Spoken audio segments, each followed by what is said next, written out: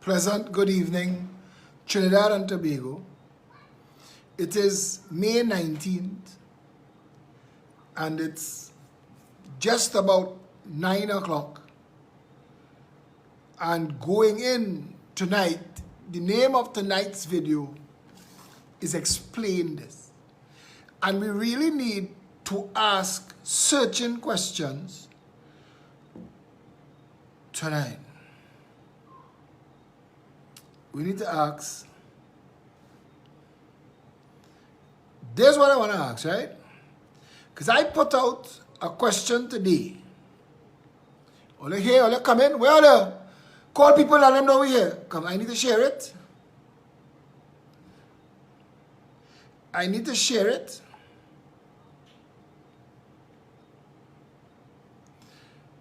I'm trying to get a guest, a special guest.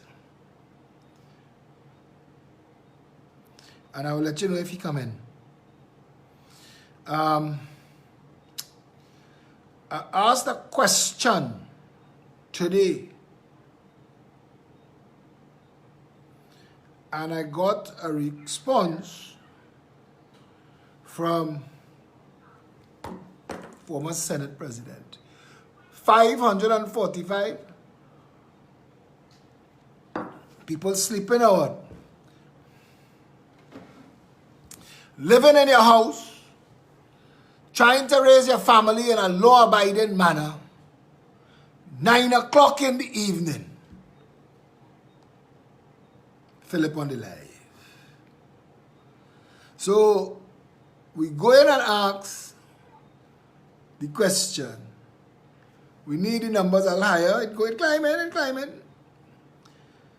The question we are to ask is, well, I asked today, because you can't just give you a state of emergency and don't tell us what you're trying to accomplish with this state of emergency. Now you're seeing me looking down at the start of the video, and it's only because I have a group of WhatsApp contacts that they want to know that the live start.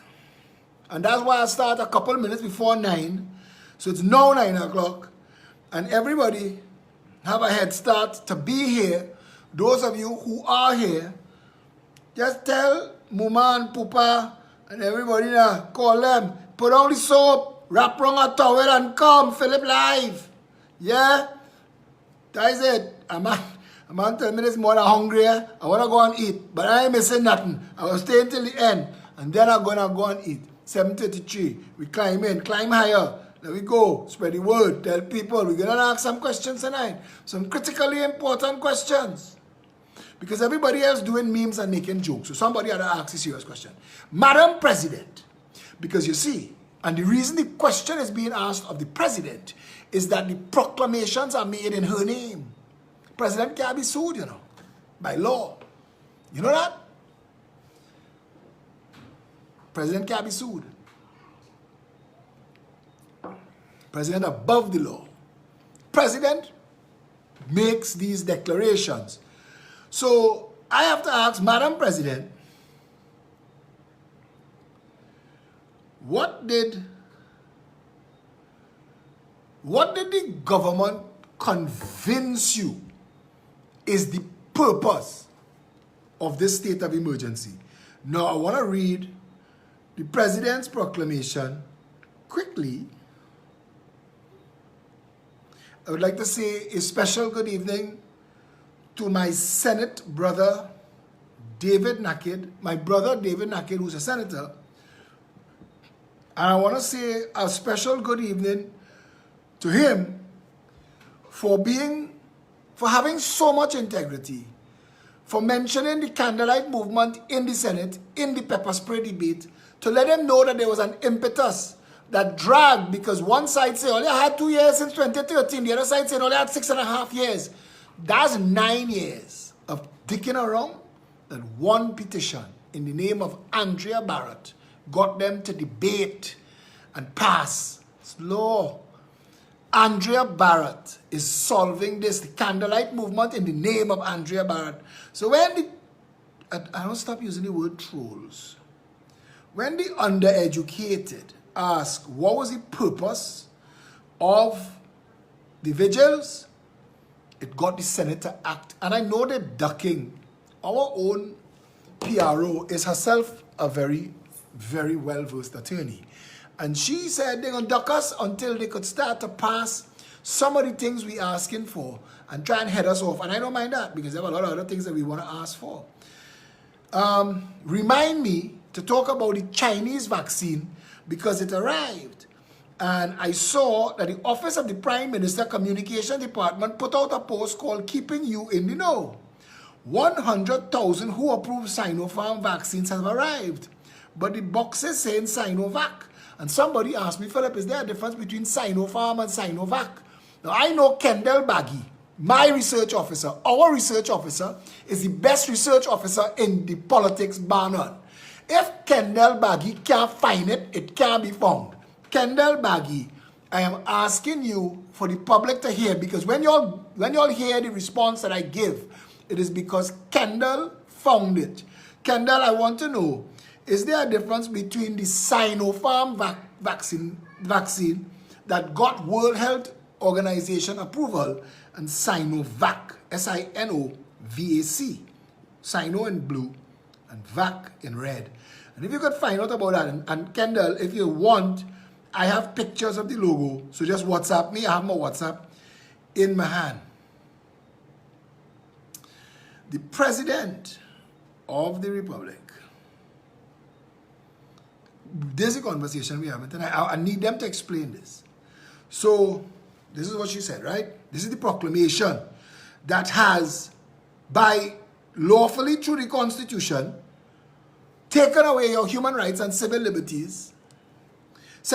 In the most part, Section 8.1 of the Constitution, that the President may from time to time make a proclamation declaring that a state of public emergency exists. And B, Section 8.2b of the Constitution, that a proclamation made by the President under Section 8.1 shall not be effective unless it contains a declaration that the President is satisfied that a public emergency has arisen as a result of the occurrence of any earthquake, hurricane, flood, fire, outbreak, or pestilence, or of infectious disease, outbreak of pestilence or of infectious disease, or other calamity, whether similar to the foregoing or not.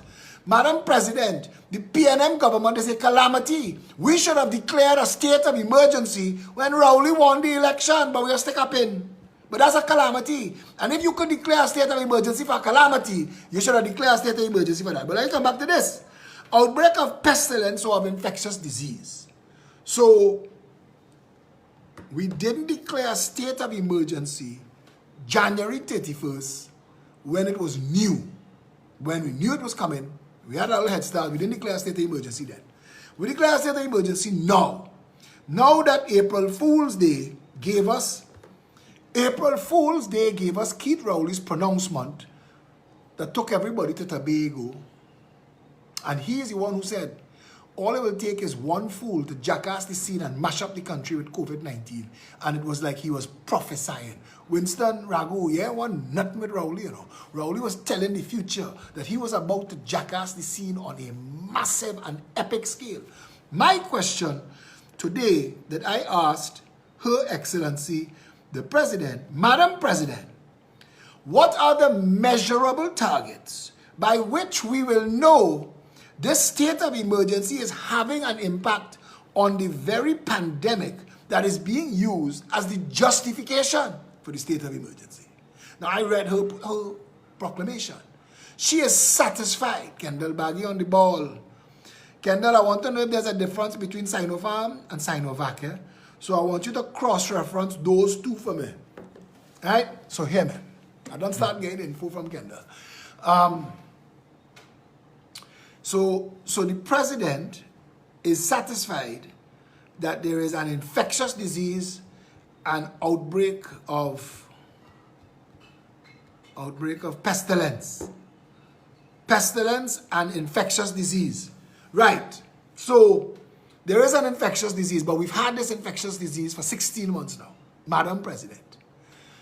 In those 16 months, the world has arrived at more or less ways to cure it. There are things that should be done to save lives that are not being done. And at 9:15, one of the foremost epidemiologists in the world where COVID-19 is concerned, my brother Paul, the most sought after internationally opinion. I want to tell Trinidad and Tobago something. The only reason Paul Elias Alexander has not gotten on a plane and come to Trinidad and led our fight against COVID-19, he is the most intelligent, the most sought after. He advises the United States White House. He is a common feature on American news programs. And the only reason my brother, who is one of the team that pinned down COVID-19, that identified it, that identified soap breaks the shell, and that ultraviolet light, because what they do when they pin down a virus or a bacteria is they throw the world at it. They nuke it, they fry it, they fly it, the laser beam, what, light, dark, what, hot, cold, what killing it?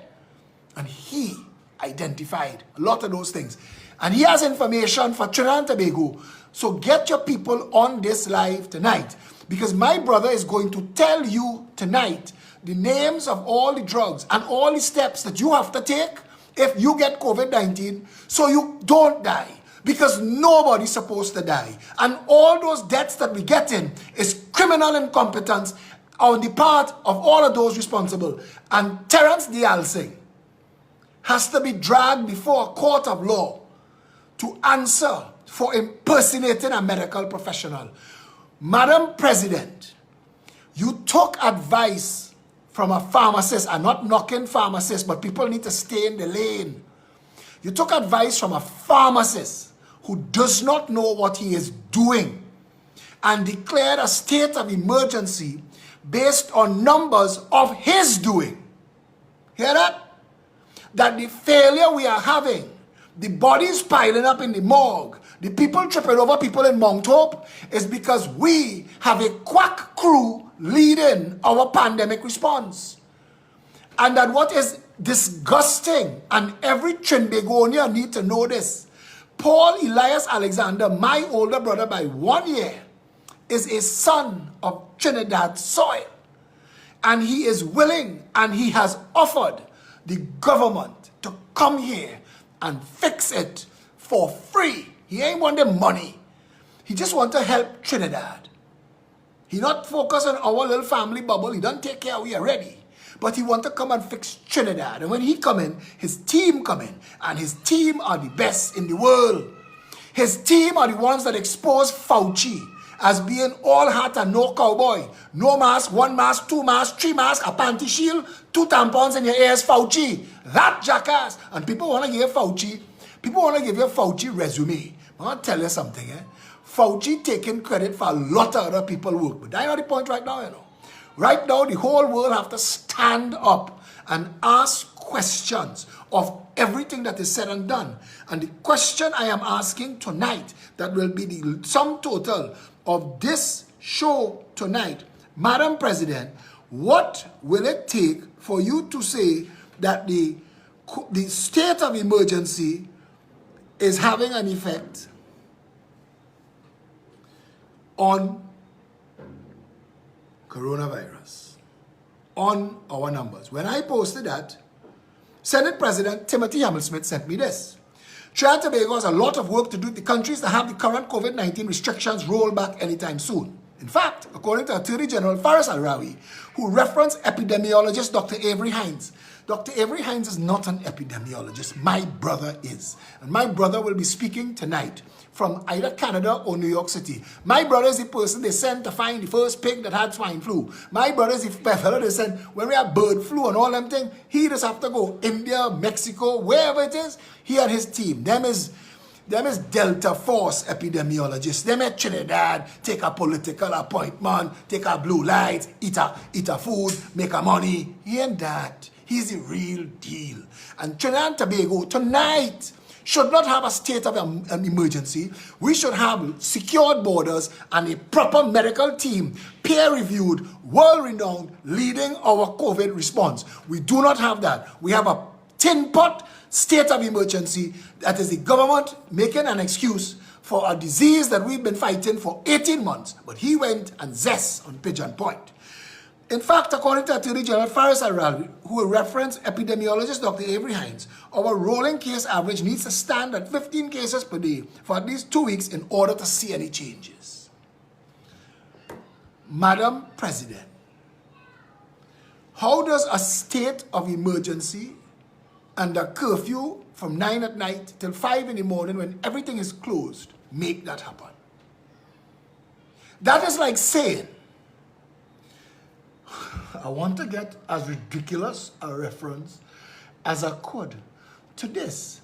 That is like saying, until, you ever hear the saying, the beatings will continue until morale improves? That is what Faris is saying. That the government that is failing to roll back COVID, until they roll back COVID, we will pay the price with our civil liberties. Faris have blue lights. Faris family driving wrong and stunting. Don't take no picture, eh?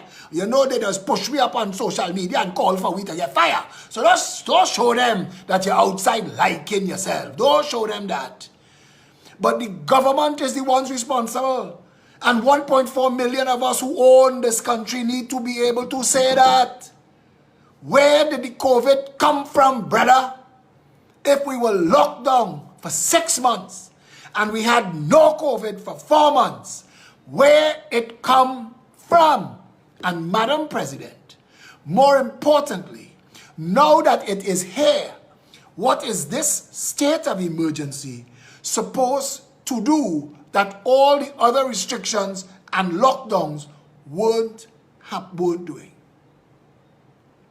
What? If the Attorney General is telling this nation that the medical team that erected 6 tents and cut ribbons for 6 2x4 plastic tent in the shadow of hundreds of thousands of square feet of covered, prepared, enclosed, air-conditioned, plumbed and electrical space that could have been used as emergency hospitals, if that team gets to tell us, so we are going to pay for the consequences of bullshitocracy by loss of our freedoms, 3 months, my brother and his team could come to Trinidad and Tobago tomorrow and empty that parallel health system in 21 days. My brother and his team don't have to be looking for 1%ers and giving them contract to put ankle bracelet on people. You have a hotel? Make a money. You in ankle bracelet business? Make a money. We're going to launch pepper spray, but make sure all we partners and them tie up all the brands and all the contracts so we could make a money. It's about Andrea. It's about women. It's about make a money. All of our politics is make a money politics. That's what it is. That's the sum total of it. And we, the people of Trinidad and Tobago, can no longer accept make a money politics determining where we go from here. You cannot tell me that you are going to declare a state of emergency and enforce a curfew and have soldiers making video, we coming to kick all you up in all your head and telling me you confining them to barracks. That is not what this country for. That's not what it's for. You failed. We didn't need a state of emergency. We need a blasted general election. That's what we needed. A general election to fire these incompetents. 3 miles out at sea is the state of emergency that we need. Where them kick you in your head, Coast Guard. Put them in some pirogue. Send them outside there to kick that in its head. Not the citizens of the Republic, who for the most part have paid the bills, who have stoically observed all of the bullshit rules and regulations all along the line.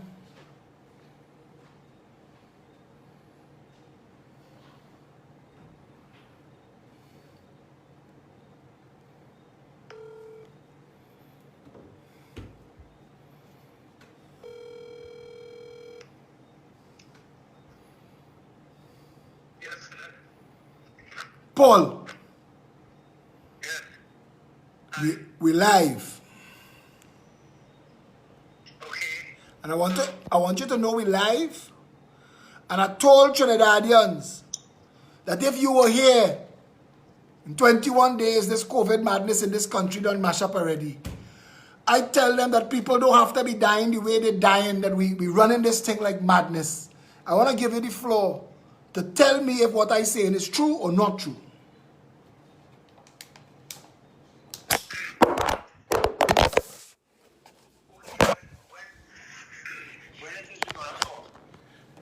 We're talking right now. You hearing me? Yeah, I can hear you. So, first of all, Philip, let me speak uninterrupted a little bit so I can get my thoughts together and look at. All the floor is yours. I know I'm asking you a question. I know you following what's going on in Trinidad and Tobago. I want to know if you were in charge of our COVID response. Look, your mother calling me. I had a blank mommy call. If you were in charge of our COVID response, what would be the actions being taken right now? The floor is yours. Carry on. Okay, well, Philip, thanks for having me on the show. Look, let me start off by saying something very important. I don't want to get people at the army office in Trinidad. I know some of these people, well, some very, very good Trinidadians, Jamaicans, etc. Some good experts, but they're working in a bureaucracy, and I know they're trying hard. The problem for a place like Trinidad and Tobago is this. We're 15, 16 months into this pandemic, and we knew after 1 month across the world exactly what we were dealing with and how we were going to deal with it. But we made a lot of mistakes because a lot of the people who are advising the ministers, they don't know what they're doing, and they have too much ego to admit they don't know what they're doing. They're in positions, not just in Trinidad, in the United States, in Canada, in Britain, etc. They hold positions not based on their merit. It's a lot of corruption, it's a lot of who had coffees with who over the years, and now they get thrust into a very senior decision-making role, and they're making gross mistakes. The challenge with the pandemic is this. We made several blunders, huge blunders in Trinidad. And the most important blunder right now is this. We know across the world that if you were to ask the average man in the street or woman, or even doctor, and you say, did you know that we have drug treatments available for the COVID pandemic that would cut hospitalization and death by about 90%? They will look at you and say, they don't know what you're talking about, because nobody in Trinidad or in the States talking about that. Well, it turns out that we do have drugs from day one that could cut hospitalization and death by 90-95%. The problem is these drugs are very cheap drugs. They're available, but they already existed for other illnesses. And the medical establishment, they're like a cartel with the pharmaceuticals. Paul, I want to ask you to do me a favor and speak up, because it's phone against phone, and your speaker to the mic, the phone you on to the mic of the other phone, but speak up because some people are having trouble with their volume. So go ahead. Sorry about the interruption. So you've heard nothing so far? No, we've heard. It's just a little low. You just speak up and you continue. You're doing well. Okay. So from the day, could you hear this? Yes, you talk. I hear it, every word you say. Okay, listen. Here's the issue. The issue is from day one, we knew that they had available drugs across the world that could deal with this virus effectively. But the issue is that the drugs we're talking about are very cheap, very cost effective, very available, and safe. But the problem was these pills were like 20 cents for one, $1, versus a 3,000 or 4,000 US remdesivir treatment, etc. So the pharmaceuticals and the medical cartel, and they made a decision that they're going to pretend across the world, which was the most remarkable thing, that there's no drug treatments. when we understood COVID is a multi-stage illness. COVID begins when someone is infected in what we call the viral replication stage. That is the point where in the first 10 to 12 to 14 days that you're infected, the virus is going to replicate itself in you. It's trying to replicate the numbers to sicken you. Now, we understood this very quickly, and we wrote a bunch of treatment algorithms, myself with a lot of clinicians globally, and we published, stating that why don't we, when somebody is positive or clinical suspicion is very strong by a doctor that they are COVID positive and they are showing initial symptoms such as headache, loss of taste, the classic basic symptoms of COVID in the early stage of it, especially when they are high risk. So we are talking about morbidly obese people, people who are over 18 with clinical conditions, or even younger 40-year-old people but Paul, with clinical conditions. stop for a second. We're having difficulty with the volume. Are you seeing my live? Are you capable to see my live? Would you like to join in on the live and speak as part of the live? You know how to do that? No, I don't know how to do that, Philip. What's But- the problem for you? Brother, I'm telling you, I have the two phones, one against the other, and they're having difficulty. But I have an audience of people that's complain if their toenail scratching them, they want me to come and scratch it for them. They don't know how to turn up their own volume. They don't know how to put on some headphones. Listen, people, don't make suggestions about OBS Studio and all kind of nonsense. We have two phones here, one press against the other, and we're doing our very best. You ought to do your part on your end, because we're just trying to bring the information out. Paul, I apologizing again. How do you do that thing you're talking about so I can do the live thing you're talking about? Are you watching my live? No, I just have you on phone. Right. So I'm saying to you, there is an opportunity for guest requests. Like there are about 10 people that have requests right now to join the live. What it is while you're on the live, you could click to. I could actually plug in my double speakers. If you wait 2 minutes, and I apologizing to you and to the listeners. All right, everybody, pump all the brakes. Let everybody know Paul is here. He's going to be giving you all that information. I need 2 minutes to just plug in some speakers. I will kill all of it volume.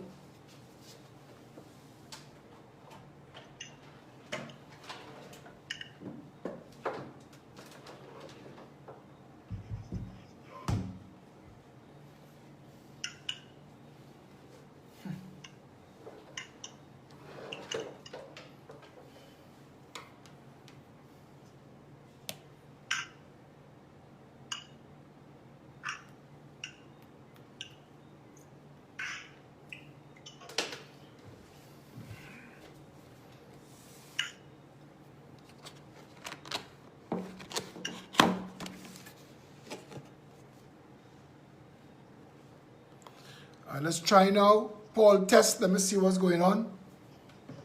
Philip, can you hear me? I am hearing you clear. And we're going to go forward from here. And hopefully everybody who is here will hear you too. And this is the best we could do right now. Some hearing, some not hearing.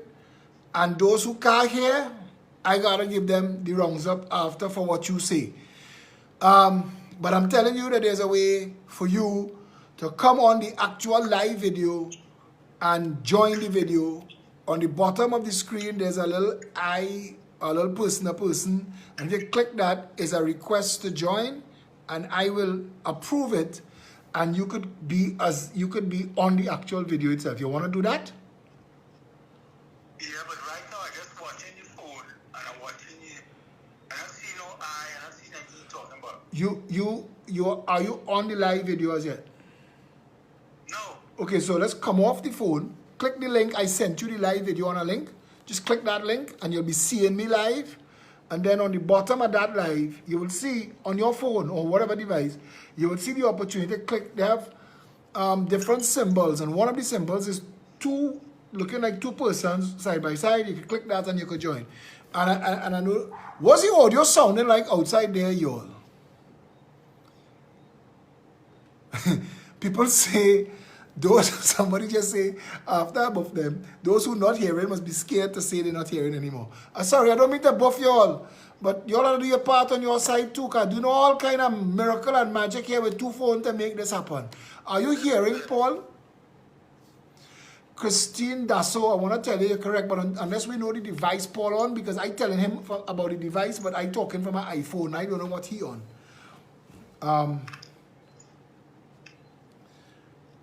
Paul, talk, and if they're saying they're having difficulty with the audio, I had to find a way to fix this.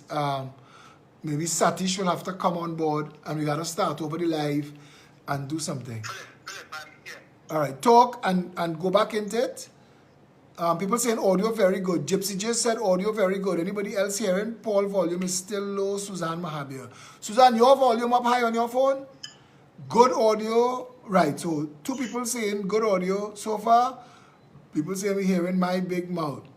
Well, you don't have to hear my big mouth, you know. You could go and listen to your vacuum cleaner and vacuum your house. Paul, start to talk again.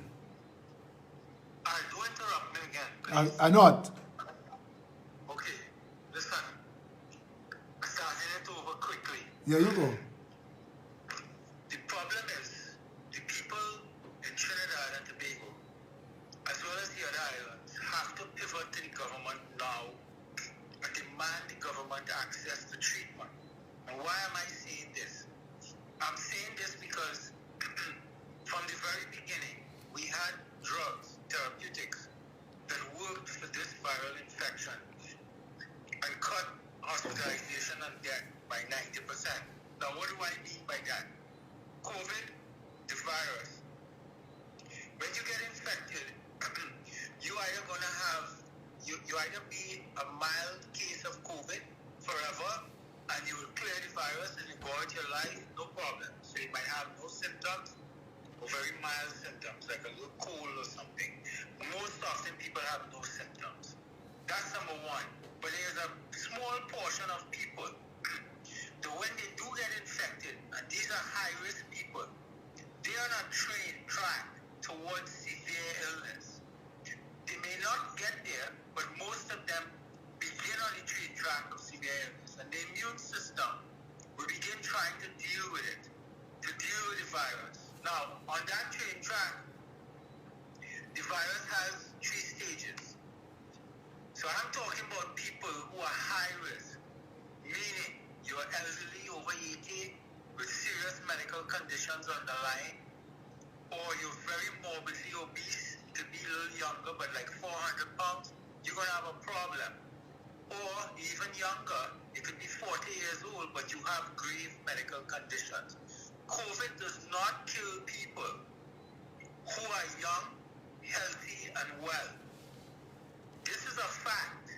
And when you present people that have passed away, you wait a little longer, and you're going to find out that that person had a medical condition. It might even be that they did not even know how sick they were. And that's a fact. Now, what are the 3 stages? The initial stage of COVID illness is the viral replication stage. That's when the virus has infected you and is trying to reproduce itself using your cells to do this.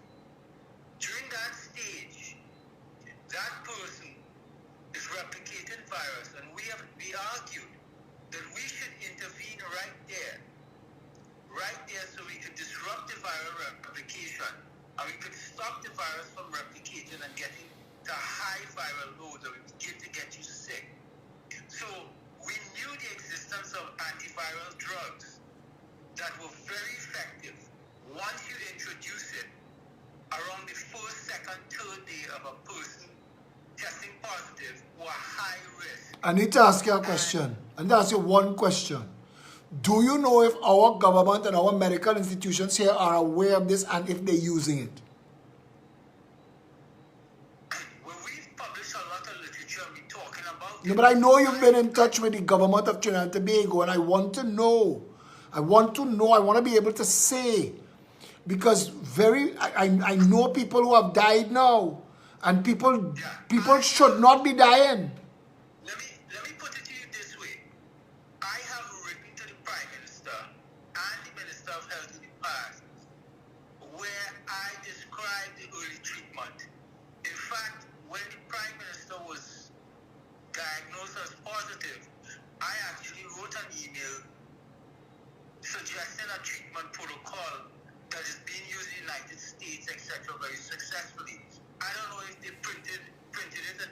garbage.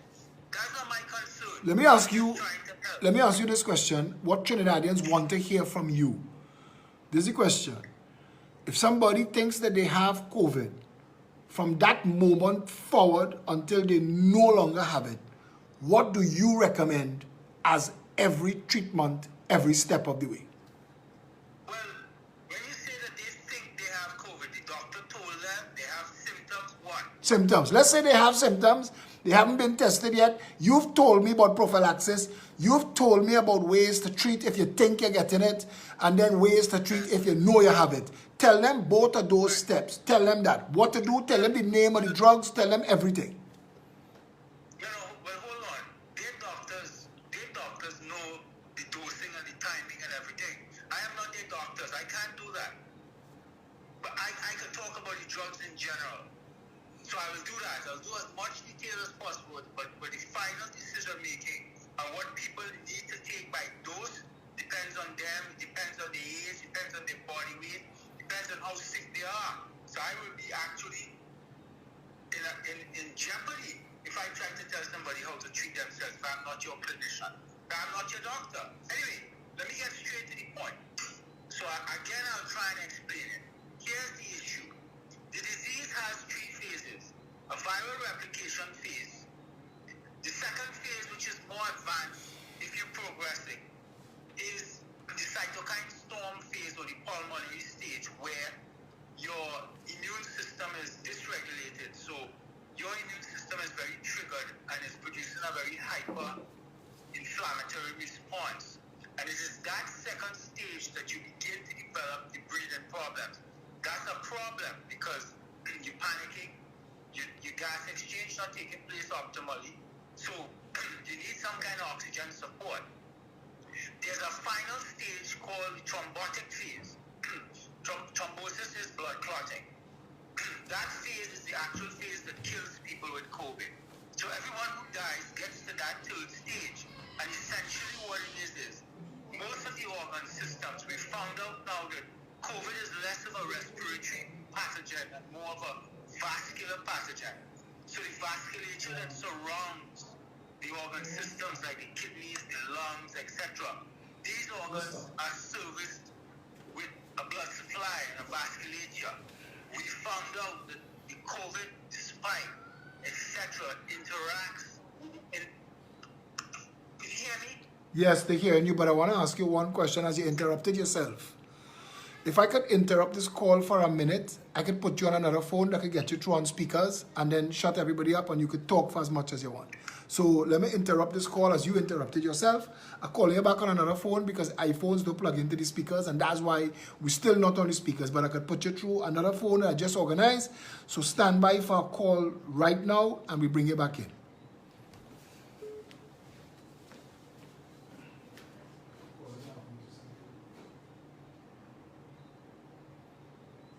Your phone, if I plug in, where's the speaker? On. Right, so listen, this fully charged, right? Alright. Stand by. Just now, Rose.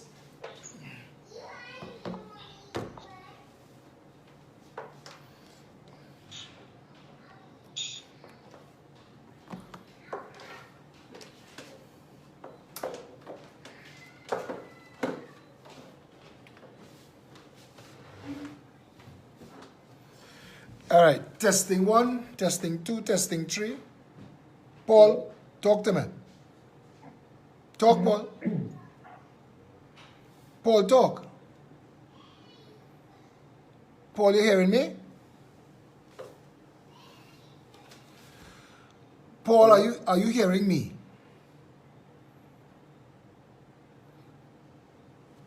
Paul, you hearing me? You hearing me? You hearing me? Yes. You hear me now? Talk. Count to 10. But if I can hear you, 1, 2, 3. Talk. I can hear you. Can you hear me? Yes, I'm just trying to get the volume of the speakers up. Talk again. 1, 2, 3, 4, 5, 6, 7, 8, 9, 10. Boy, I don't know. You're coming through the speakers, but you're coming through the speakers off. 1, 3, 4, 5, 6, 7, 8, 9, 10. Right. Now you're sounding like volume. So talk now. Go. Okay. Right. So what you want me to say at this point? You were talking about the 3 stages. You said there was the replication stage, the gas exchange stage. All right. Okay. So let me get back into it. Please Right. don't interrupt me. You interrupted yourself, so we changed his phones so that the people who writing on the blasted thread that you're not reading, that they can't hear you. Yeah, but you have to put on the phone on them then. All right. Continue, talk. Listen to me. Right. I say it again. COVID is a mild illness for the vast majority of people. The global data tells us that if you are 70 years old and below, and you are infected by COVID, you have 70 years and below a 99.95% risk of survival. I need to understand that. Almost 100% chance of survival. The infection fatality rate for COVID for persons 70 and below is 0.05%. So we are talking about a pathogen that causes severe illness and or death in a very, very small sliver of people. But it's a catastrophic illness for those people it causes illness and death too. You can't discount that. But the point we've made all along is, were you right, governments, etc., to impose the restrictions that you did when we knew the at-risk group and the control measures you imposed caused far more deaths and suffering than the pathogen? That's a separate discussion. Tonight, I want to get to the point of death and how to stave that off, especially in an island like Trinidad, where there's so many poor people. And when the rich person go into the cover, they get in the reverse treatment. When the poor man and woman go into cover, we gain the basic Vauxhall, and then we're not dying. Okay? So, the question is, why? Did you hear me? Yes, I'm hearing you. Okay. The issue with COVID is, COVID has 3 phases of illness. There's an initial phase called the viral replication phase. This is where the virus is replicating itself and trying to harm you. Well, harm you in the sense of it's trying to infect you so that you could spread it to everyone you come into contact with. The problem is that if it replicates to higher level, it's going to cause a lot of illness, which is the second phase, which is the pulmonary or cytokine storm phase. That's where the breathing difficulty comes in. And if you progress further to the 3rd stage, which generally happens by the 3rd to 4th week post-infection, then that is the thrombotic blood clotting phase. And that phase is when the vasculature around the blood clot microthrombi develops. So the question is, how do we intervene? Here's the problem. Could you still hear me? Yes. Okay. The problem is, when we figured out who COVID was attacking principally, and we figured out that we had the drug treatments, we were shocked to find out that the medical establishment across the world, in cahoots with the academia and the governments and the hospital systems and the pharma, they were pretending. We call it therapeutic nihilism. It's as though drugs just didn't exist. And all they were telling you is, all we could do is shut down. And then after that, we have to vaccinate our way out of this. Well, we knew that once you protected the elderly and you allowed the low risk in your society to live largely unencumbered and live normal lives, We had the drug treatments to deal with it. We didn't even need to get the vaccines. COVID could be dealt with, could still be dealt with no vaccination. This is a catastrophe now. So let me talk again about drugs. The issue is that COVID is like HIV/AIDS. You don't treat HIV/AIDS, AIDS syndrome with one drug. It's a difficult illness. It is severe to those who get to the syndromic stage.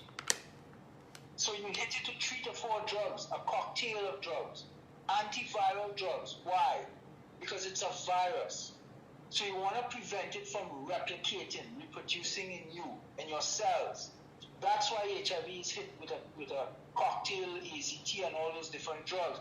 It is not one drug. And there's a reason for that. So you could hit the outer envelope of the virus, you could hit the nucleocapsid that surrounds the genetic material, you could hit different proteins on the outer coat, you could hit it when it enters the cell, you could stop that phase. So it's as though you're attacking a person in a fight and you're hitting them with a knife, a gun, a piece of wood, you're kicking them in the nuts, you're doing everything all at once. You will bring that person down. That's the approach for COVID. Not one drug. So we realized that COVID could be dealt with a multi-drug sequenced approach where we begin with antivirals, followed sequentially with corticosteroids for the breathing difficulty, pulmonary phase, followed by antiplatelet, antithrombotic drugs to stop the clotting. So, here's the theory, and here's the protocol, and here's what works. When somebody, if you're under 50 and you're healthy and you're well and you get COVID, walk away. You'll be fine. Don't worry about that. You have no medical conditions, you're a healthy, well person. COVID will be no symptoms for you or very mild. However,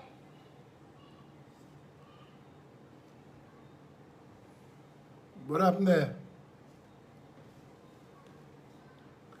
We lost the call.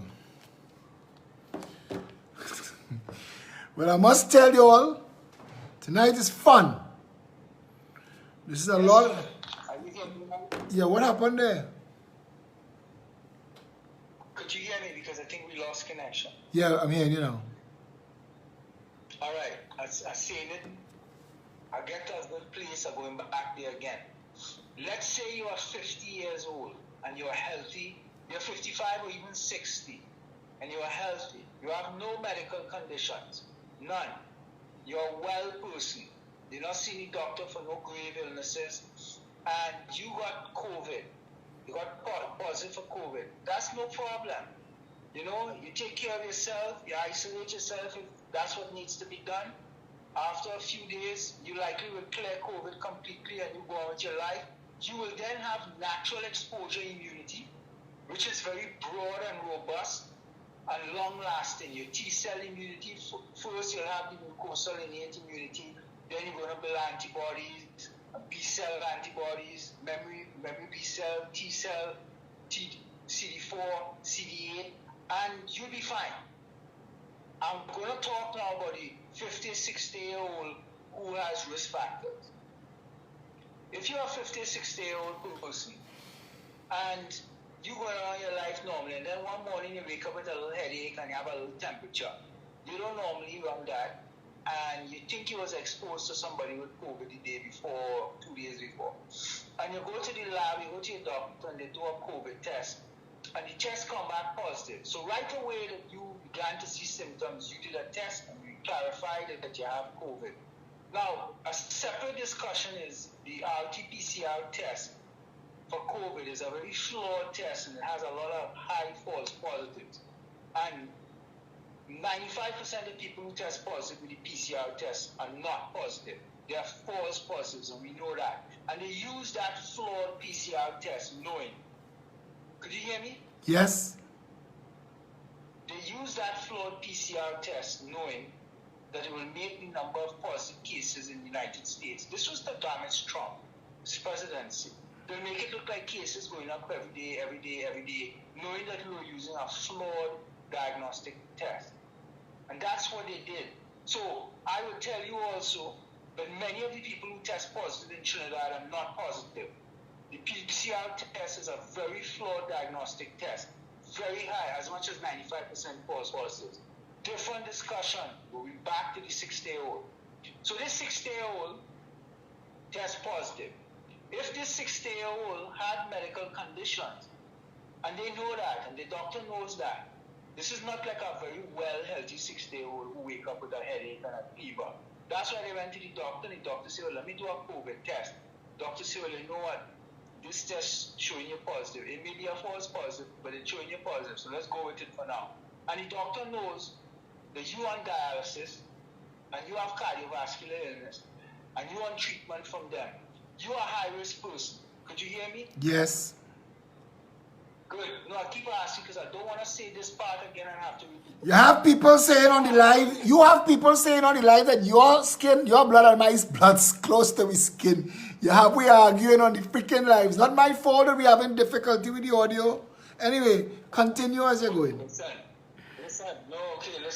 So that person that we just described as high risk, because they weren't the 6-day-old well person. It's a 6-day-old who wasn't feeling well. They went to the doctor said you have COVID, but he did it right away, or she did it right away. That person is the optimal candidate for drug treatment, because the symptoms just started, and it's right there with the initial viral replication stage. Now we have 3 stages. The first is the viral replication. So at this point, because of your low-level fever, your little headache, you test positive for COVID, the virus has just started to reproduce. Right there, we want to hit you with the antiviral drugs. Right there, the doctor have to put you on a course right away. And the drugs we're talking about is ivermectin, which is an antiparasitic drug. We use in animals, dogs, horses, and stuff, but it is highly effective. The clinical research showing that it cuts the risk of death, etc. We have hydroxychloroquine, which is an anti-malarial drug. The research shows highly effective. We have another drug called favipiravir, which also functions in an antiviral mode. Again, these drugs are going in there to disturb the viral replication, because it just started to happen in you. You just turned positive and you have low-level symptoms. So we want to destroy the virus replication right there. So it does not go on to the second phase or the severe death phase of blood clotting in the end. So right away the doctor puts you on that. So the key is, normally we say ivermectin 12 milligrams twice a day for 5 to 7 days. I just giving you, I'm not reading anything. Absolutely. They just want to know. Let me tell you what they want to know, Paul. Because I know you want to go through as detailed as you could, but I want you to hear me when I tell you this. Trinidadians need to know that outside of the insanity that is taking place in this country, where hundreds of cases are being got positive every day and 20, 30 people dying, and we saying the country going down to hell in a handbasket, we need to know that there are people who actually understand this thing. And while you said at the beginning, you don't want to cross swords with nobody, that's my work. We have a pharmacist as our Minister of Health in a pandemic. You do your work, and your pharmacist as the Minister of Health should know this shit. So you take it up with him. Good. And yeah, he should be fired if you know all of this and he's doing nothing about it. And I know, I have written to them about it. I gave them a lot of information too. Anyway, back to the treatment. So we say right away, so if it was Johnny down the street who is 60, high risk, test positive, we want the doctor to put Johnny on ivermectin, 12 milligrams twice a day for 5 to 7 days. We are saying that by the 3rd day, Johnny, fever should break, headache should go, taste should start coming back, and should be feeling nice, because he's destroying the virus in him. However, Johnny's physiology might be a little different. His immune system not working at all properly. So the ivermectin not doing the job fully.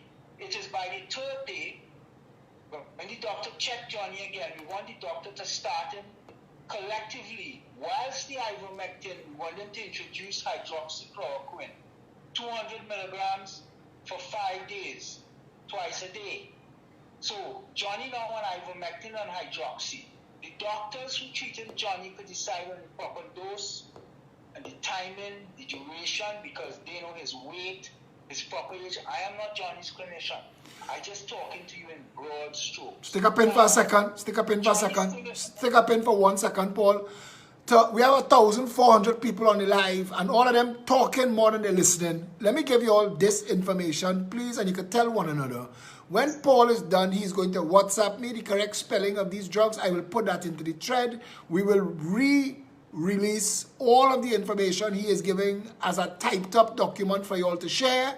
Right now, just listen. Just listen so that you understand. And when you're talking to one another, you understand that this virus doesn't have to kill you.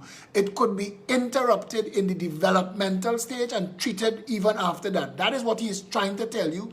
Just listen and we'll go ahead. Philip, you actually sound like a top scientist. That last 2 sentences was perfect. So let me get back to Johnny. So we have Johnny on ivermectin to start, and he wasn't responding properly by the 3rd day as we wanted. He wasn't knocking it out to the park. So we put him a second antiviral, just like if you had HIV/AIDS. It's a cocktail now we on 2, because Johnny could be getting very sick, and we're trying to kill this virus. Now, what we realize is, if by the 3rd to 4th day, we had to introduce that second antiviral, we know that Johnny struggling, his immune system and him. So we don't want to fool around. We don't want Johnny to go to the hospital, because once you get admitted to the hospital, your chance of death dramatically escalates from the COVID, the treatment there, and other iatrogenic pathogen, which is opportunistic infections around there in the hospital. Understood. Anyway, so we're trying to keep you home. Remember all I'm talking about? You are high risk. You ain't into the hospital yet. But normally, the medical profession, when you did test positive, you see when Johnny did go to the doctor and tell the doctor I had my headache and I wasn't feeling too well, and the doctor tested him and said, boy, you have COVID, the doctor normally sends Johnny home for 2 weeks. This is the treatment across the world, even in Trinidad. Go home for 2 weeks and let's see how things progress. If you develop breathing difficulties, go to the emergency. That's what they do in the States and in Canada in the beginning, just like there. We stepped in and said, no. If Johnny tested positive and he's in a high-risk group, do not let Johnny just sit on home or sit in the old age home worsening, because Johnny is worsening. We don't want him in the hospital to die. So we need to start the antivirals day 1 or day 2, because you know he's positive. Don't let the guy sit on and worsen. So we started him on ivermectin. We also simultaneously, 3 days after, added hydroxy. But if you're a good doctor, you realizing, wait now, Johnny looked like he's not responding optimally. So I'm going to be proactive. I'm going to assume that Johnny is going to go into the second phase of COVID, which is the more severe phase. And I know by around day 7, Johnny going to start having breathing difficulties. His blood oxygen concentration going to drop from about 95 down to below 90. It's about 89, 88. And that's a flag that the gas exchange at the alveoli in your lung not taking place optimally. So what I would do as a clinician, we argue, what you do is, by the 4th day, just after you added the hydroxy to the antiviral treatment, you add the first corticosteroid right there on the 4th day, because you know Johnny is going to have breathing difficulties. So you're trying to keep Johnny alive and out of the hospital. So we recommend corticosteroid, because we try now, the lungs become very traumatized and the gas exchange becomes problematic. There's a hyperinflammatory response right there in the lung, where there's a lot of cytokines, chemokines, pus, edema, all sorts of stuff, necrosis factor building up in the alveoli, and the gas exchange can't take place. So the real issue is we want to introduce a corticosteroid to calm the immune system down, because at that point, Johnny's immune system is firing like nuts. It triggered, it's in a hyper state, and it's attacking Johnny, and it's creating a hyper-inflammatory response and causing serious problems if we don't arrest it right away. So there's a, could you hear me? Yes. Okay. What exactly happening right there is, there's a particular stress response called the adrenal cortisol stress response, which your body responds to a viral challenge, and the virus blunts that stress response. Once the virus is doing that, it releases that stress response, which calms your immune system.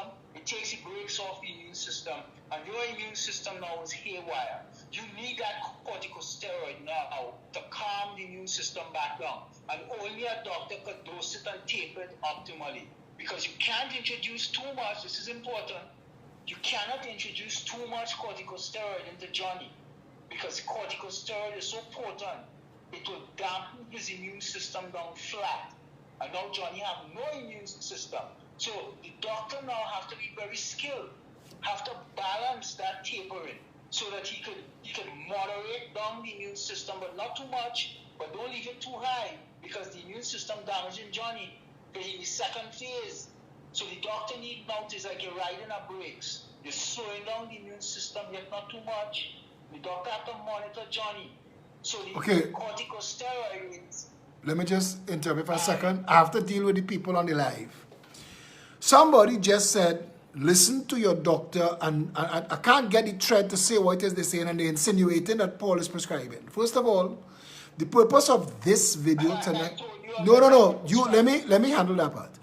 The purpose of this video tonight is to let you know that there are definite regimes of and ways and means to manage COVID-19. Just now, no, Paul, you have to chill. I am dealing. Paul, we're running out. Hey, hear me. We run.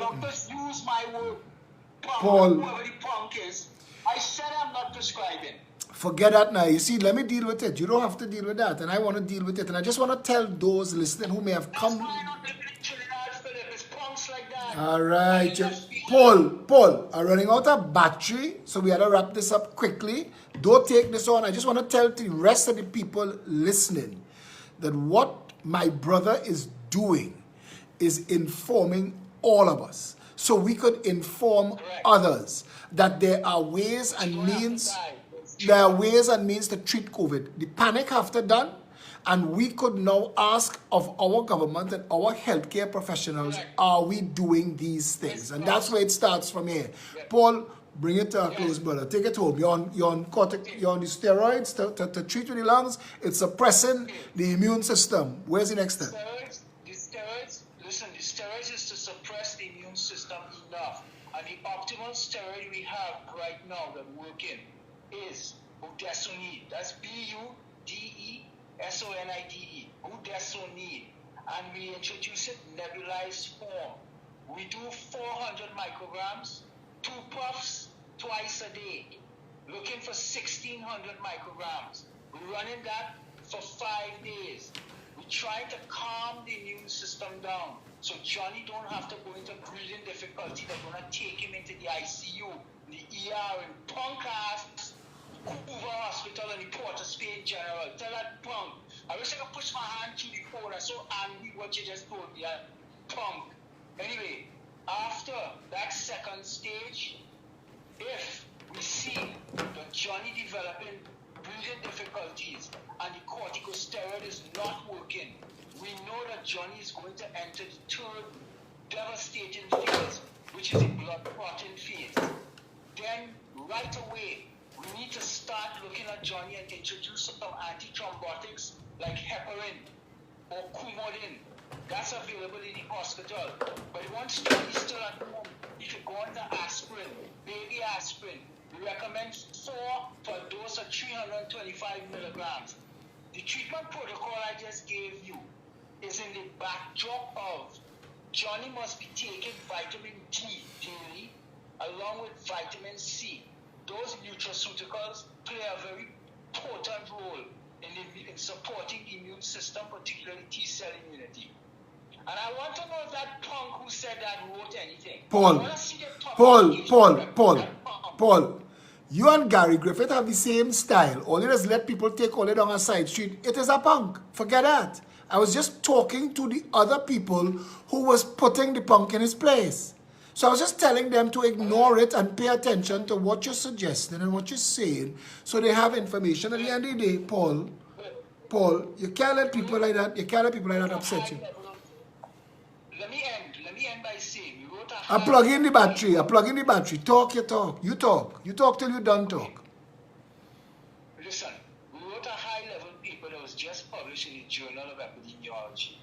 And the paper, I'm the second scientist on that paper with 80 different clinicians. Now, the paper is published, it's the top cited medical paper right now. Because people all over the world, it took them a year of us screaming that you have treatments. You don't have to die. Granny doesn't have to die in a nursing home. There's treatments. Now they're beginning to listen to us. So it's the #1 cited and downloaded paper. I'm going to attach it to you.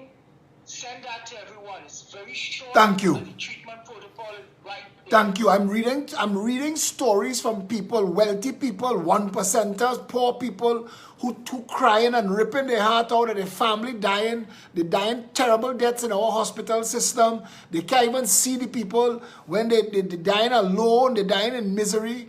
This entire, our handling of COVID, it has become a horror show. They put up tents, they send in the ambulance, and the ambulance driver telling the people, boy, I'm taking your father, I'm taking your mother, but I ain't know where I'm taking them. We gotta hope somebody dead so they can get a bed. This is the insanity, 18 months into COVID-19, that Trinidad and Tobago has to deal with. 4 junior doctors being led by a pharmaceutical sales rep under a government that has no idea what it is doing. We've declared a state of emergency as if government bullets and butu could deal with COVID-19, where what we need is to secure our nation's borders and bring proper people like this man, Paul Elias Alexander, my brother. I'll tell you something. If he was in charge of our COVID response, we're COVID-free already. Continue. We have many good people there, Philip, but the doctors scared. They can't speak up because they lose their jobs. I know what's going on. A lot of good researchers. You have to understand, you have good people there, but it's a bureaucratic, corrupt system. And they need one away. They need one away. They need an Alexander inside of there. You see, right man for them. And that's what I'm telling Trinidad and Tobago. They have good Caribbean. I don't want to hear about good people who afraid to lose their work. I see a doctor the other day. I see a doctor stand up the other day and they fire him and take away his license and throw him out the country and all kind of shit. But he was the right man for them and they go, they feel I documented everything he said. Yes, I am telling you, and now I have to say I'm ashamed of the government. You know why? Because in the beginning we told them, do not lock Trinidad down so tight because you are denying the population from developing the natural immunity by mingling with each other. What is happening to Trinidad now is you've opened up and relaxed. The cases are going up, but you didn't tend to the hospitals to cope with what's going to happen to Granny now. We don't have no infrastructure, and we have drug treatments. So you need to ask the government, where are the drugs? Why the people not getting treated in the hospital properly? And that's all I can say in this call because we don't have time. No, we have a lot of time if you want more time. All I want to tell you is this. The document you said that you have right now, the latest, what is the scripture of how we're dealing with COVID-19? I want you to send it to me. I'm going to pay to put it in whichever newspapers will take it. I want to make sure that the public see and the government know that we are not fools. They just extended a state of emergency for 3 months in Trinidad and Tobago, but the border's wide open. If you are Venezuelan and a strong Christian, you're willing to try to walk on water, you can walk from Venezuela to Trinidad. And that's the problem. Let me end by saying something to you. You see the breathing difficulty as Trinis down there suffering with, that's what's killed them. Because there's been gasping and the gas exchange is important. And the organs shut down. You see that nebulized budesonide? It was trial and historic trial. It was very, very positive. If there's only one drug, forget everything. If the government only needs to store one drug, have the budesonide ready in the hospitals for when you bring them in, because that deals with the breathing problem and helps people stay alive. Was it called? It's a complete protocol. Was it called? What? Was it called? It's a corticosteroid. All right. Budesonide. You'll send me all the info as a WhatsApp. You'll send them as a WhatsApp. I'll share it with them. The pharmaceutical name is called Pulmicort. Pulmicort. That's what you see in the pharmacy when you go. Pulmicort. That's budesonide. Nebulized. You have to take it nebulized. And all that you are talking about here tonight treats with all variants and everything. What do you mean? People are asking on the live about the Brazilian variant. If what you say tonight, if they get the Brazilian variant, we have like a running scorecard. Yes. Okay, good. Yeah, that's a very, whoever asked that is a smart person. That is an important question.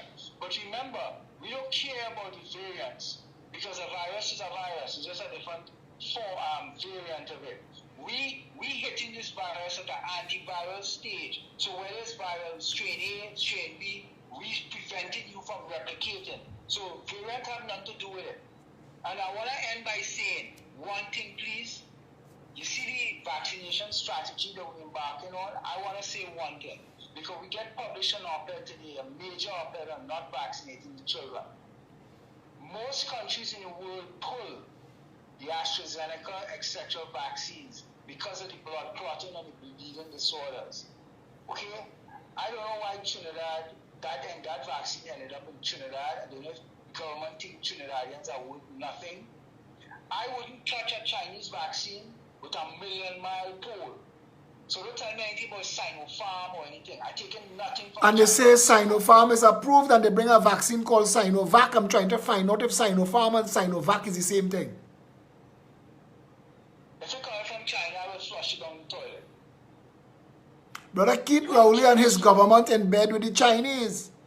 We need a government that will come and kick this arrangement out of Trinidad and Tobago, because I see countries having to hand over their port and wherever crown jewels they have. Belton Road is a way for corrupt politicians to get their hand on some easy money and sell their people down the road. And Trinidadians, Trinbagonians need to wake up to all of these realities, but we can't discuss all of that in one conversation. I agree with you.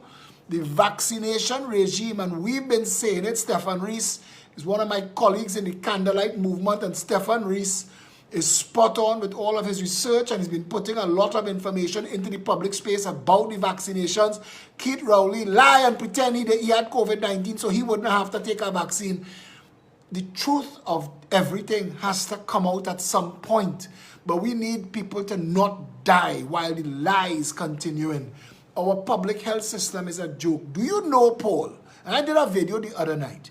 They went and put up 6 hospital tents on the netball court in Jean Pierre Complex in the shadow of 100,000 square feet of covered space. And they put up a tent. You know where they had built inside for, I think there was a table tennis competition in the country, so they enclosed the whole thing and parquet floors and air condition. That is there, 100,000 square feet, 1 million square feet of covered space in the stadium there. They come and put 6 tents that they say the Americans donate. And they're calling it a mobile field hospital and stunting for Trinbagonians.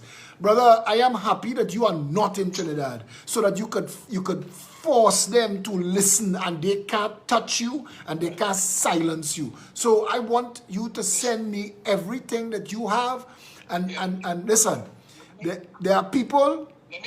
Let me just say this to you. I'm going to put Kendall Baggy onto you. Kendall Baggy is my chief research man. He's based in Florida. And I want the people who are not based in Trinidad, who don't have to worry about any strong-arm politics, so that we could get the information far and wide so that the population will be informed. Continue.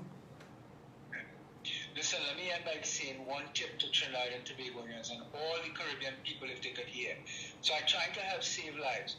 Black people and brown people have a problem with sunlight. The dark color of the skin limits the ability for the UV light to penetrate.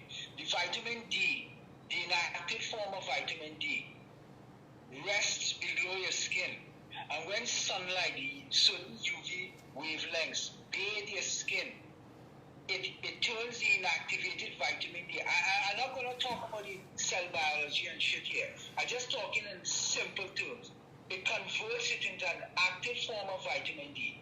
That vitamin D then is used by your immune system to support it, in particular for T cell, CD8 plus cell, natural killer cell immunity, for them to function. The T cells have vitamin D receptors on their surface that it searches for vitamin D. And if there's no vitamin D within the cell that could bind to the vitamin D receptors on the surface of the CD8, the natural killer cells do not do their job and the immune system fails. I'm trying to tell you, 97% of black people in America, we did the survey, of vitamin D deficient. I can guarantee over 90% of black people and brown Indians in Trinidad are vitamin D deficient. So we need to up our D. We need to up our vitamin D supplement. Listen, they need to take vitamin D supplements. If there's one message you can get out of this, 2, have the budesonide, the nebulized budesonide steroid available in the hospitals to support the breathing when you bring them in dying. That's key. But tell people in Trinidad, get vitamin D supplements for the black Trinidadians, Tobagoans, all the black people in Caribbean, and brown Indians. Vitamin D supplement will help you get out of this pandemic. We have seen the research. The government, your Minister of Health, the Chief Medical Officer of Health, they have failed the people because a simple public service announcement on vitamin D a year ago would have helped dampen this pandemic down. It is one of the main problems. So anyway, I'll talk to you tomorrow. Brother, WhatsApp me everything we just discussed tonight. All right. All right.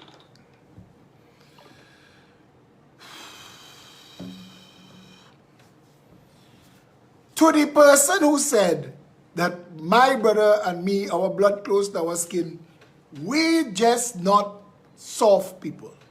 We not the kind of people that you're accustomed to dealing with. We will step out.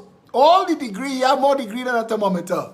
And if it come down, we will throw down with you, so don't feel you're stepping out, disrespecting people. And that's the bullshit of Trinidad. We have a bunch of shit snakes, shithongs, assholes, latrine rats and canal conks on every thread that want to talk shit and they know. They finished standard 5. They can't crack a book in a long time. They couldn't finish a Google search. They don't know what's a search string, but they're out here giving you big advice. Parroting PNM bullshit. Trinidad is the only Caribbean country right now that's spiking. You know why we spiking? Because we dicking around with COVID-19. We're making sure that there is a justification to declare states of emergency. And I am telling Trinidad and Tobago that what we need is a proper medical team leading our pandemic response and to secure our borders. I want to say, every single Venezuelan that comes to Trinidad the right way should be welcomed. Once we could deal with it, fine.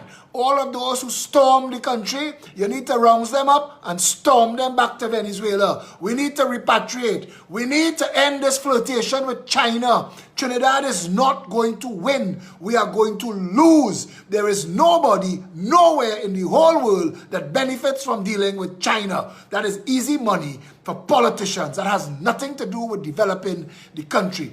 All the shit they come to build, the nonsense they looking to build in Diego Martin, nobody know what it is, nobody want it, nobody asks for it, but it's spending taxpayers' money, entering into debt, borrowing money from China to buy Chinese material, to hire Chinese workers, to bring them here, to build shit that we don't need, and then our children have to pay that loan. You the people who relying on CPEP, and URP, and HDC, and OJT, and the alphabet soup that was concocted in Balize House to fool you, twist your mind, and have you living dependent. Those of you who are reliant on that, understand. We have no oil and gas bringing money in right now. And our tax-paying citizens, the one who have been picking up the slack for the last 5 years, they are now broken and in debt themselves. I walked through LSD Plaza today. And I watch all the stores. And I know that unless it's friends and family of the owner, the rest have to close down. All of the landlords of all of the commercial locations have to write off all the rent. Because even if you close down the people who there now and go to look for new people, you're going to end up with months of an empty store and your mall going to look like a ghost town and you still have to lose the money. Right now, you need to be negotiating your own business. You need to lock your mall down, turn off your lights, turn off your air conditions. If you have an optometrist today and a B-Mobile and they want you to keep the mall open with lights on and air condition on and security guards, put them out. It's cheaper to put them out and shutter the mall, duct tape the doors. Make sure that you don't have a single expense besides your mortgage. Because if they rent, I watch West Mall. West Mall have 3 stores open, Peppercorns, B-Mobile, and Optometrist today. Those 3 stores cannot pay the light bill that it is required for people to walk through that mall for those 3 stores and everything else empty. It can't pay for all of the security that is required because the mall is open. It cannot pay the size of the bill to run all of the air condition throughout the entire mall for 3 stores. West Mall should tell those 3 stores, close or get out the mall because it's not worth your while. And it's you, West Mall, have a responsibility, and Long Circular Mall, and all the other malls, and all the other landlords, you commercial landlords, you all have been making premium real estate money right now with all the bullshit the government doing. Because this is a mishandling. And you've sat silent. Like my brother spoke about the medical professionals who sat silent. They are legal professionals in this country that know all of the bullshit that's wrong with our justice system. And they sit in silent because everybody wants to eat a food and make a money. At the end of the day, they just want to make a money. And they're not realizing make a money bullshit is why the country is where it is. I could hold my corner too, you know. And everybody who's speaking out, Winston Ragu don't need to do this. Inshan Ishmael don't need to do this. Suzette Lawa, she living abroad. She living her best life right now. She don't have to take on this shithole. If the ones that speak it start to decide, you know what? I want to make a money life too. What going to happen to this country? What will happen there? Divide up, twist up. PNM and UNC racing to see which one cutting the deal to sell Trinidad to China. PNM and UNC race to see which one cut the deal to bail out Clico. Cost us $25 billion. Because even if Clico pays us back, and even if they could tell you that they paid us back, I want to tell you something. That $25 billion that was picked up and bailed out Clico because Clico was too big to fail, that money, over the 15 years now that outside, if you had put that in a fixed deposit, in an interest-bearing account, if you had take $25 billion and put it in the hands of the investors and say, listen, tie it up for 15 years, it's yours, work that money, I want 100% return. You get back at $25 billion. At the time, 10 years, turnover 100%. Now, in Trinidad, we don't get no interest on nothing. Because the government and the banks and everybody want to make so much money on the backs of the small man, the poor man, the middle class man, the one-shop man. So from tonight, I went and shopped in a little drugstore on Western Main Road, St. James, under TT Post. The service was excellent and the prices was correct. He will get all of my business. I understand. He's the father of a national athlete. He and his little one store will get all my business from now. And I'm looking for small parlor, small shop. I'm going back by Artie and buy, because even if Artie can't buy like Massey and get the discounts at Massey, I know, if I know Artie well, and stores like that. I mean Artie is not well, but I know him. And what I'm saying is, they have shops like that in your community where you don't have to go in a store and see 21 cash register, 2 cash register, but you know the man. And when he see you, when the owner see you, they asking you, how moms, how the baby, how everybody. Now, I'm not telling you I don't get that service everywhere I go. The cashiers in Massey stores and the managers, my friend. They talk to me nice. The people when I go in Starlight Drugs and Super Farm, sweet too bad. Trinidadians are lovely people by default. Our default setting is nice people. So they're nice.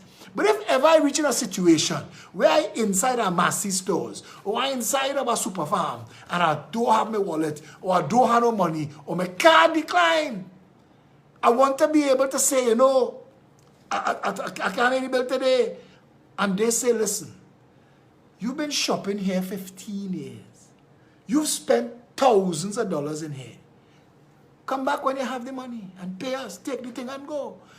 You will get that from the people who could least afford it. The same small shop people who you have a relationship with. I am telling you, all of them chain bakery, while you're feeling like you're living in America, it's smelling like New York in here. When your money run out, then I want to see you, you know. Go and support the small business in your community. Help them grow. Grow with them. That's your future. You keep them in business, they will keep you in business. All of this chain store mentality, all of this foreign fast food mentality we've developed it at our own expense and at our own loss. The cashier in KFC, she might be a friend, but she have no authority to help you if you have no money. And that's the relationship. That's the business relationship. They used to have something in Trinidad and Tobago long ago called Trust Week. Trust Week was when you had no money, but you're still going in the grocery and you're still pushing your trolley. And when you're done, they write it down in a copybook that your bill today was $646.72. And at the end of the fortnight, when you get paid, you're coming back and pay that bill. Because that grocery feeding your family. And that's how we have to go back to living. That's how we have to go back to living. I was somewhere today watching a breadfruit tree. I was in West Shore. And in the car park in West Shore, they have a 100-foot breadfruit tree spreading far and wide. I want to tell Trinidad and Tobago something. If you own where you live and you're not going to be moving, the greatest investment that you could invest in is a breadfruit tree. A breadfruit tree will feed a family of 4 for the next 75 years. Every day. If you have nothing else to eat, if all you have is at $3, and you could go down by Mr. Chin's store and say, Mr. Chin, give me a sliver of saltfish there to flavor a breadfruit I go in and cook. And pass through the trays and you see some dashing bush growing wild. And you could pick some leaves to add some green to the that's how you gotta live. Brother, I'm telling you, we have to stop trying to be what we're not and start to live back again as community, as neighbors, sensible people. Save your money. All of the poor people who spending money playing rich is all you have, all them big chain store and big brand store in Trinidad. All you wearing brand, walking around with bag. All you walking around with bag with big initials on it. And your credit card max out.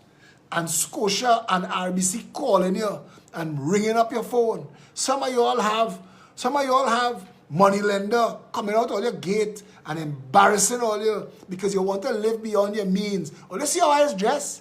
See how I dress? I wear t-shirts. I don't own a jewelry. I live nice. I eat nice when I want.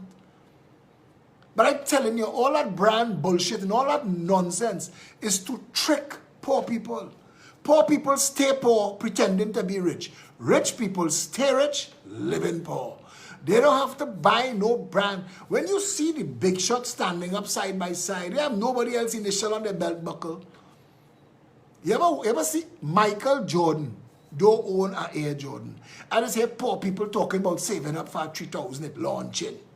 And I say, boy, they really know how to fool all this. They really know how to advantage all this.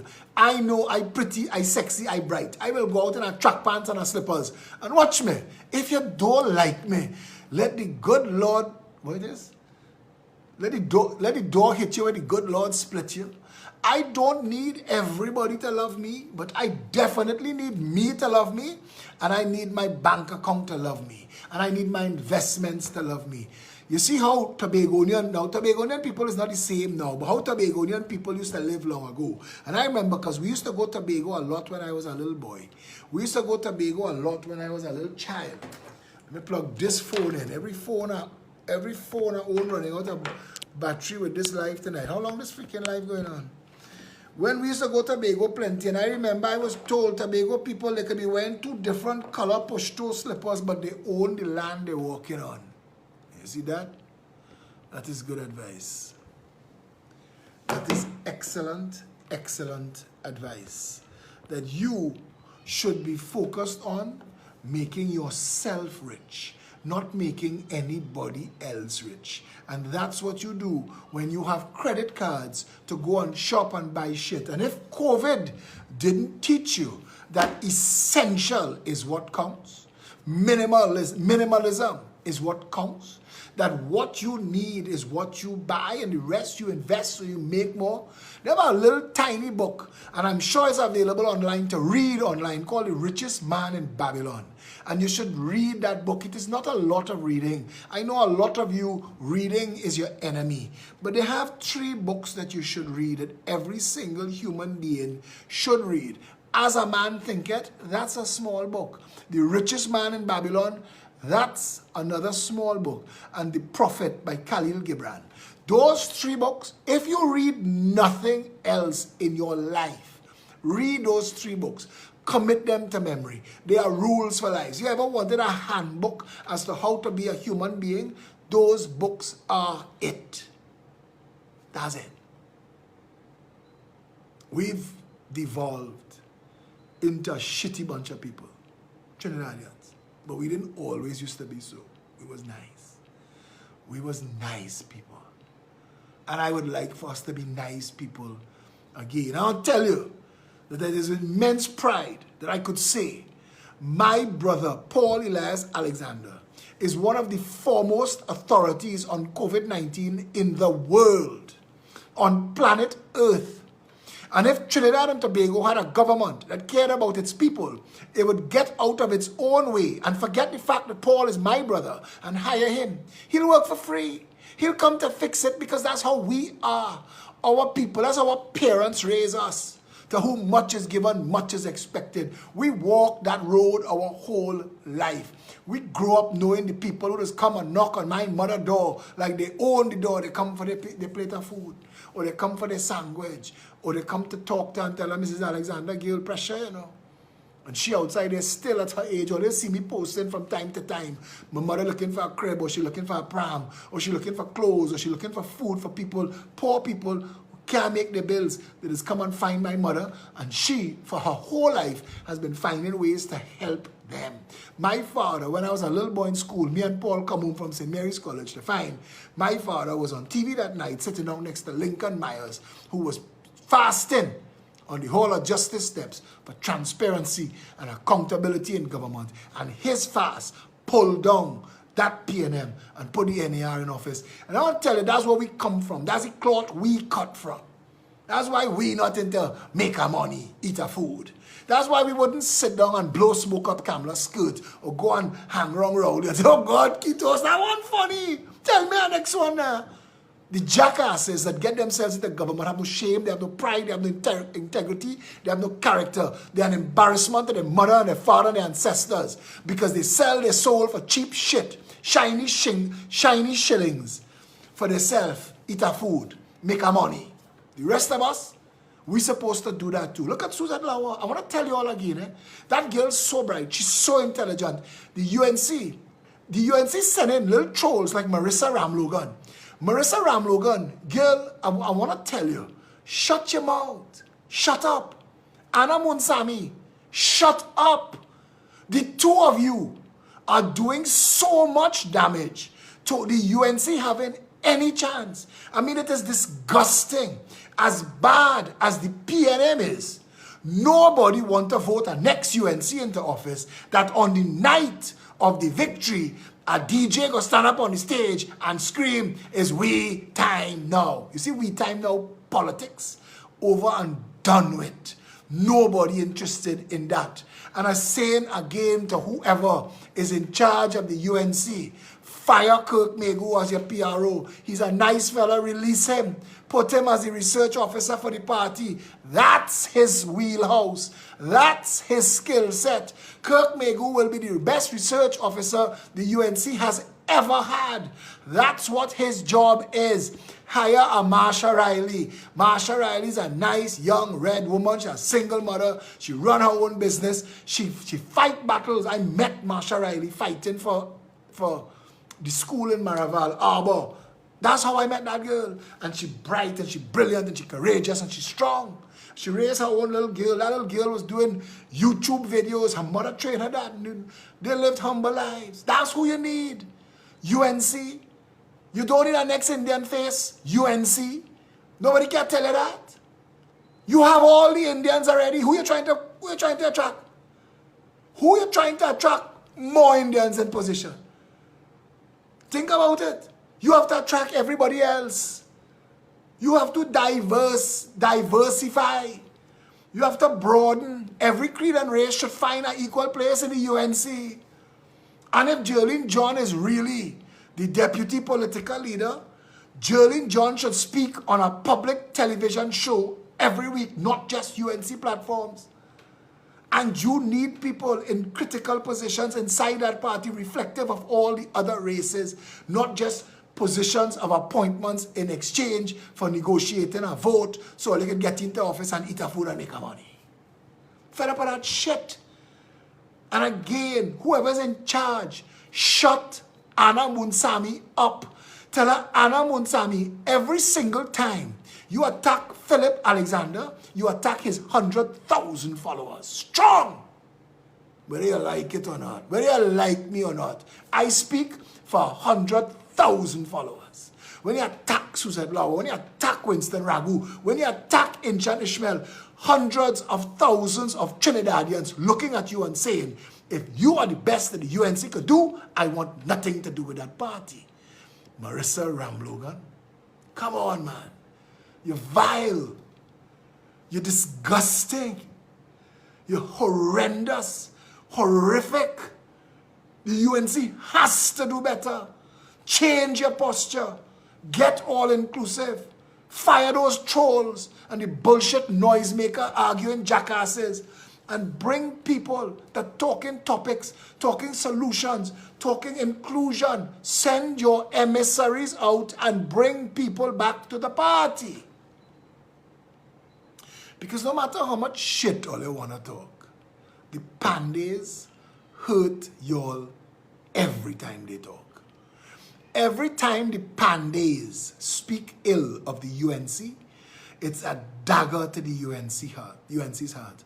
And the only reason why the UNC lost government is because of infighting inside the UNC. And the only reason that the UNC will never have government again, and I say it strong, and I say it loud, so all of those who want to come and lecture me, hear me when I tell you, the only reason that the UNC will never have government again is even if they get all 510,000 of their supporters to go out and vote, they still can't win more than 16 seats because all of them living in the same area.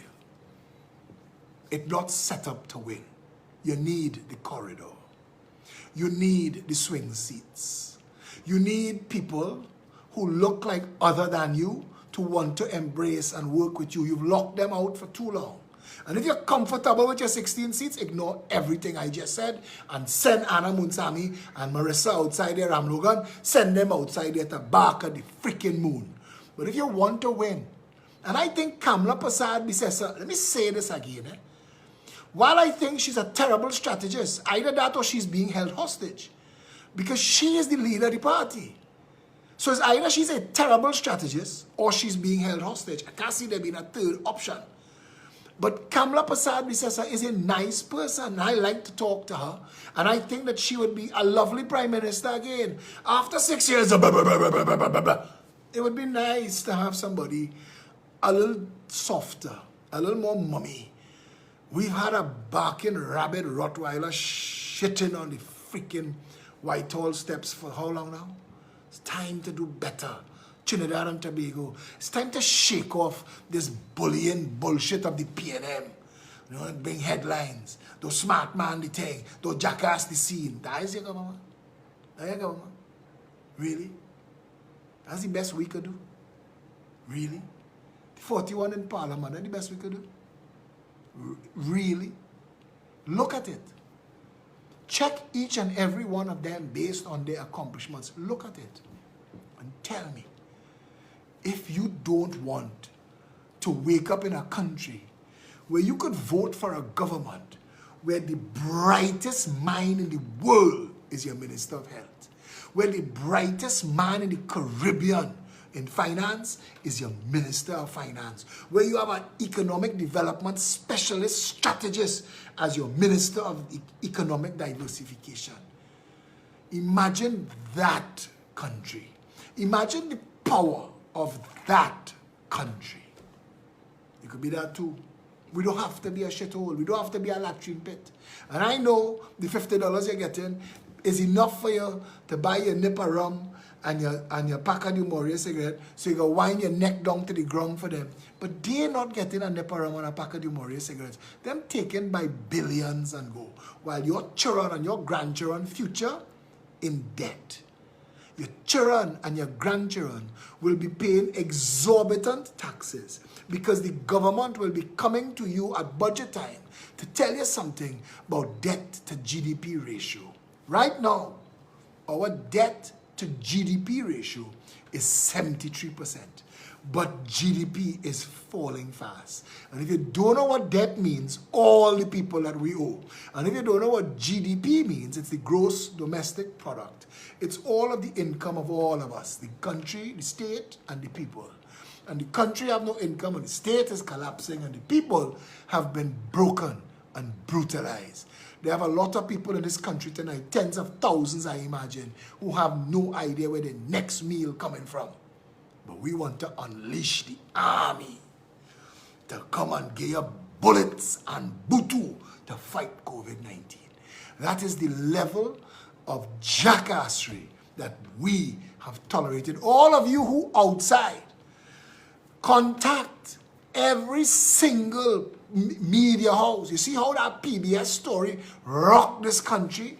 Rock it to its core. We want CNN and BBC. Let them talk about Trinidad. Why we have a state of emergency now?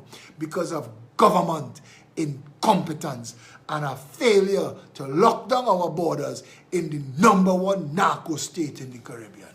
How you like them apples? But we want to talk shit on platforms and jackass the scene.